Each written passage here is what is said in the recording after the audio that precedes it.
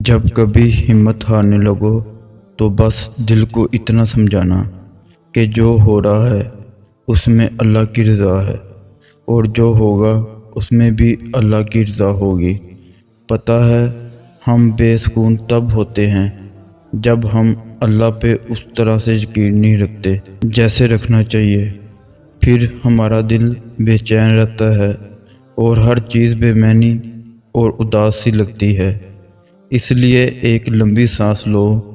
اور گزرا ہوا اچھا وقت یاد کرو، اور اگر یاد کرنے کو گزرا ہوا اچھا وقت بھی نہیں مل رہا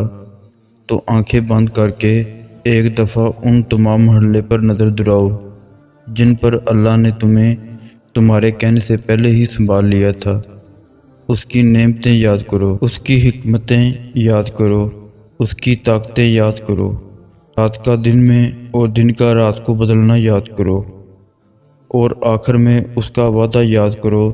کہ ہر مشکل کے بعد آسانی ہے، ہر اندھیری رات کے بعد چمکتا ہوا سویرا ہے، اور اسے اپنے قریب محسوس کرو۔ بھول جاؤ کہ کوئی شارع کا فاصلہ بھی ہے، بس بے ساختہ ہونٹوں پر اس کا نام طاری کر لو، پھر دیکھنا یہ شارع کا فیصلہ بھی ختم ہو جائے گا اور وہ کیسے سکون بن کر